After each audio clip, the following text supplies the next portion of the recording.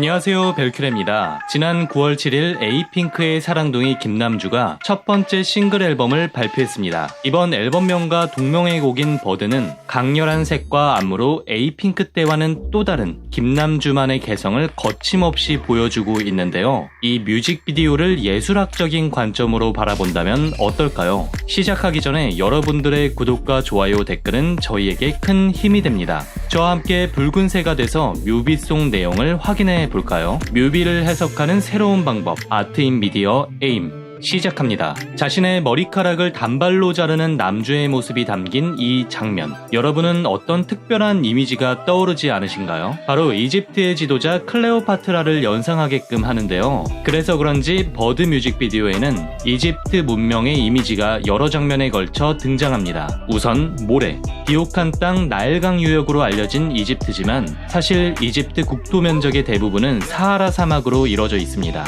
모래는 일반적으로 보이는 이집트의 지역적 모습을 나타냅니다. 고대 이집트 장식은 굉장히 화려한 것으로도 유명한데요. 남주가 앉아있는 곳에서 전형적인 고대 이집트의 장식 패턴을 볼 수 있습니다. 이는 버드 뮤비가 이집트 문명의 콘셉트라는 것을 보여주죠. 일반적인 무대 조명은 원통형으로 되어 있습니다. 하지만 각이 져 있는 사각불의 조명은 좀 특이한데요. 이는 이집트 대표적인 건축이자 상징물인 피라미드를 형상화합니다. 남주는 우리가 보통 여신 옷으로 인식하는 로브와 비슷한 의복을 입고 있습니다. 로브는 주름이 많은 옷으로 이집트의 전통 의상일 뿐 아니라 이후 유럽에서도 의례적인 행사 때 입었던 길고 헐거운 옷입니다. 여기에 천으로 몸을 감싸는 숄도 입고 있네요. 마치 이집트의 클레오파트라를 떠올리게 만드는 색감과 질감이네요. 역사적으로 남겨진 자료를 통해서 묘사된 클레오파트라의 모습을 보면 뽀글뽀글 곱슬머리를 가진 그리스계 여성의 느낌을 보입니다. 하지만 우리에겐 단발 헤어스타일의 클레오파트라가 더 익숙한데요. 이는 영화 클레오파트라를 통해서 클레오파트라의 단발 이미지가 굳어졌기 때문입니다. 그렇다면 왜 남주는 클레오파트라가 됐을까요? 클레오파트라는 이집트 프톨레마이오스 왕조의 마지막 여성 파라오입니다. 정치적, 사회적으로 매우 혼란스러웠던 프톨레마이오스 왕조 말기는 클레오파트라의 굴림으로 짧은 중흥기를 맞게 되는데요. 바로 그녀의 정치, 외교적인 능력 덕분이었습니다. 우리에게 미모의 여성으로만 알려진 클레오파트라는 사실 미모뿐만 아니라 지성, 외교 등 다양한 능력을 두루 갖춘 여왕이었습니다. 이집트의 수도 알렉산드리아에는 세계 최대의 도서관인 알렉산드리아 도서관이 있었습니다. 그녀는 알렉산드리아 도서관 책을 즐겨 읽어 당시 이집트 최고의 지식인이었으며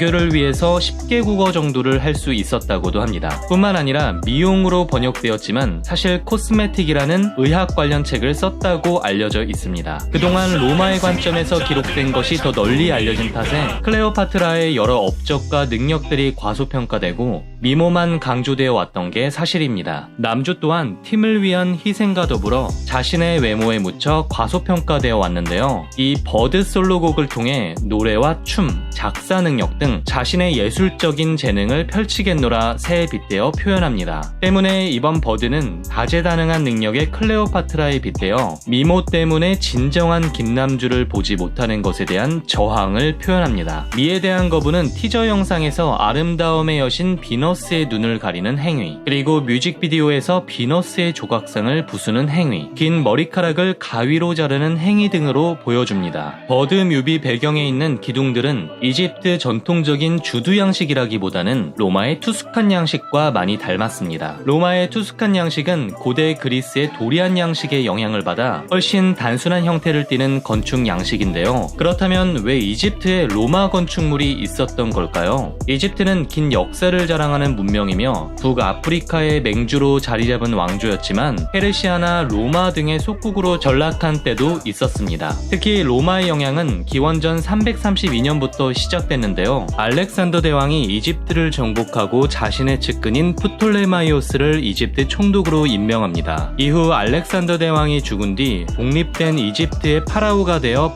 프톨레마이오스 왕조가 시작됩니다. 프톨레마이오스 왕조는 기원전 30년경까지 지속되는데요. 클레오파트라는 이 프톨레마이오스 왕조의 마지막 파라오입니다. 로마는 이집트의 수도를 알렉산드리아로 옮기고 파라오 즉위에 간섭하는 등 막대한 영향력을 행사했습니다. 이때 이집트에는 로마 신들을 모시는 신전이 지어지고 이집트의 신들이 그리스 로마 신들로 대체되는 등 종교적, 문화적 변화도 일어납니다. 특히 프톨레마이오스 왕조 말기부터 기원전 30년부터 638년까지 로마 제국의 속국이 된 시기에 이집트는 예술, 건축 등 다양한 분야에서 로마의 영향을 받습니다. 때문에 버드 속 이집트의 문화 양식에 로마의 건축 양식이 함께 나타나는 것은 남주가 상징하고 있는 인물이 역사적으로 로마와 관계가 깊은 클레오파트라라는 것에 더욱 설득력을 줍니다. 뮤직비디오 초반 부분에 남주가 카페 뒤에서 일어나는 장면이 나오는데요. 이는 카이사르가 이집트를 점령한 뒤 클레오파트라를 처음 대면한 상황과 유사합니다. 클레오파트라는 이집트를 점령한 카이사르에게 카펫을 선물하는데요. 카이사르가 선물 받은 카펫을 풀어본 순간 그 카펫 안에서 말로 형용할 수 없이 아름다운 클레오파트라가 등장했다고 합니다. 이때 카이사르는 클레오파트라에게 한눈에 반하게 되는데요. 팬들에게 큰 선물이 된 남주의 솔로곡 버드. 남주가 카페 뒤에서 등장하는 모습은 카이사르를 반하게 만든 클레오파트라와 마찬가지로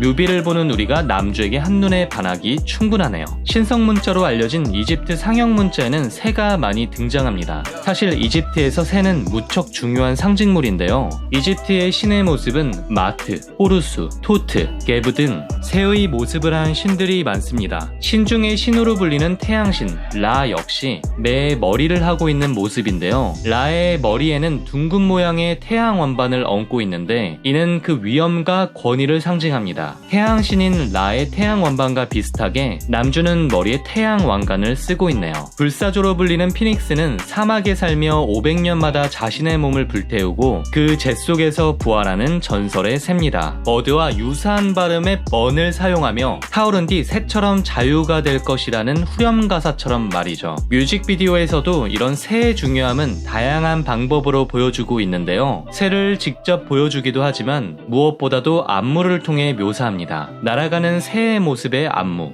날개를 펴는 새를 형상화한 안무, 그리고 하이라이트는 손가락을 이용해 새를 표현하는 장면입니다. 그런데 이 포인트 안무, 왠지 에이핑크 데뷔곡 몰라요의 안무를 연상케 하는데요. 둘의 유사함은 그저 우연의 일치일까요? 17살의 건강한 꼬마로 데뷔한 남주, 자신의 몸을 불태워 부활하는 피닉스처럼 이번 솔로곡 버드에 자신의 열정을 불태워 주다르크 김남주로 새롭게 태어났음을 상징하는 것은 아닐까요? 뮤직비디오의 이 장면을 보면 포스트 모더니즘의 대표적인 작가 리처드 세라의 기울어진 호가 연상됩니다. 이는 맨해튼 한복판 연방청사 광장에 세워진 공공미술인데요. 공공미술이란 우리에게 잘 알려진 광화문에 설치된 스프링과 같이 대중들이 즐길 수 있도록 대중의 일상 공간에 전시된 작품을 뜻합니다. 기울어진 호는 현재는 볼 수 없는 작품인데요. 장소 특정적인 작품으로 기존 광장에 대한 감각을 환기해준다는 호평을 받았지만 이동에 방해를 준다, 흉물이다, CCTV를 가려 범죄를 장려한다 등의 이유로 비판을 받았습니다. 이 때문에 작품을 유지할지 철거할지에 대해서 논란이 되었었는데요. 당시 이 작품의 유지를 지지했던 사람으로는 필립 글래스,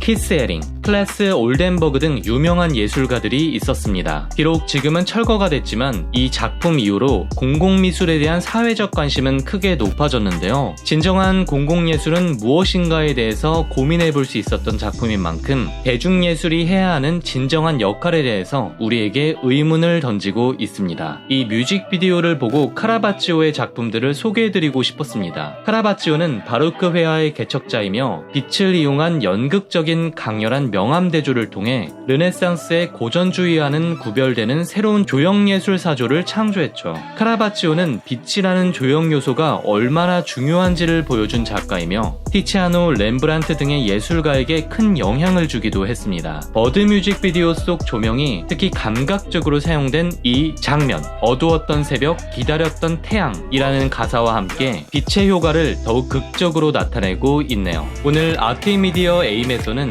김남주의 솔로 데뷔곡 버드 뮤직비디오를 예술학적인 시각으로 해석해봤습니다. 저의 해석이 흥미로웠다면 구독과 알람 설정, 좋아요와 댓글 부탁드리고요. 벨라모니의 또 다른 뮤직비디오 시나리오 해석들도 즐겨보시는 건 어떨까요? 그럼 지금까지 저는 벨라모니 큐레이터 벨큐레였습니다. 감사합니다.